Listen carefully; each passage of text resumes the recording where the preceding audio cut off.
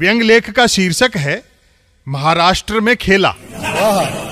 राष्ट्र हो या महाराष्ट्र, राजनीति जोड़ तोड़ से चलकर तोड़ फोड़ पर उतर आई।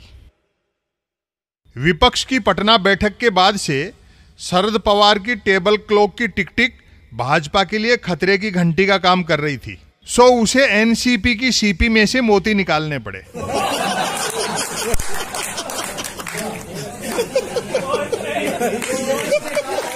मजबूरी का नाम ऑपरेशन लोटस। दूसरा डर यह है कि एक नाथ का क्या भरोसा कब अनाथ कर दे। गुरु पूर्णिमा के एक दिन पहले चेले शक्कर हो गए।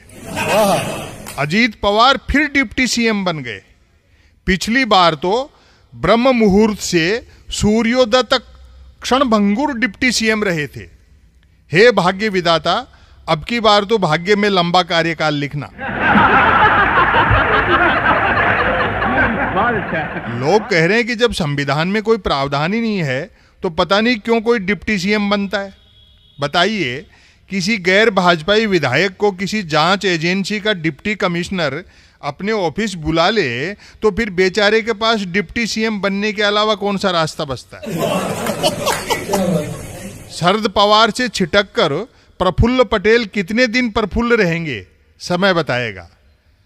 छगन भुजबल भी मंत्री पद की शपथ लेकर मगन हैं। जांच बल के आगे धनबल भुजबल दोनों निर्बल ही होते हैं। यदि भाजपाई किसी अन्य पार्टी पर भ्रष्टाचार का आरोप लगाने लगे तो समझ जाना चाहिए कि आरोपित पार्टी के एक या अनेक नेता गले में कमल का फूल छपा केसरिया दुपट्टा धारण करने ही वाले हैं।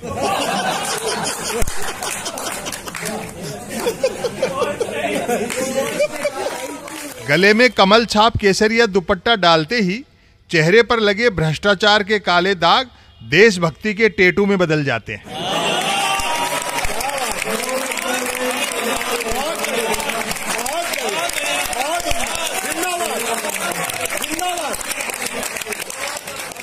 बेमिसाल 9 साल में कमल छाप केसरिया दुपट्टा चरित्र प्रमाण पत्र हो गया है। प्रक्रिया यूं चलती है, कोई भाजपाई किसी गैर भाजपाई पर भ्रष्टाचार के आरोप लगाता है। संयोग कहें या प्रयोग, तभी जांच एजेंसी से उस गैर भाजपाई को नोटिस मिलता है कि आप तुरंत अपनी आय का हिसाब दें। चूंकि आरोपी सदैव व्यवहार कुशल होते हैं, अतः वह गैर भाजपाई जांच एजेंसी के दफ्तर न जाकर आरोप लगाने वाले भाजपाई के दफ्तर जाता है।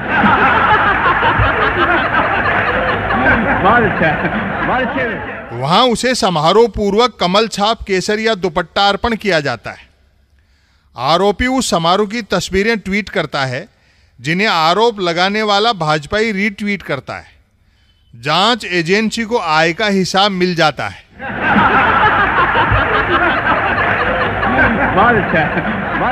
इतना होने के बाद भी कोई जांच एजेंसी पर सवाल उठाए कि आरोपी की आय वाली फाइल क्यों दबा दी गई, तो एजेंसी की तरफ से उसे यह कहकर समझा दिया जाता है कि सब स्पेलिंग मिस्टेक की वजह से हुआ था। उनसे आय का नहीं, आयु का हिसाब मांगा गया था और आयु का हिसाब उनके द्वारा ट्वीट की गई फोटोओं से मिल चुका है। भाजपा द्वारा जिस गैर भाजपाई को भरे सदन में भ्रष्ट और अपराधी बताया जाता है, वह भाजपा में शामिल होते ही दूध सी सफेदी पा जाता है।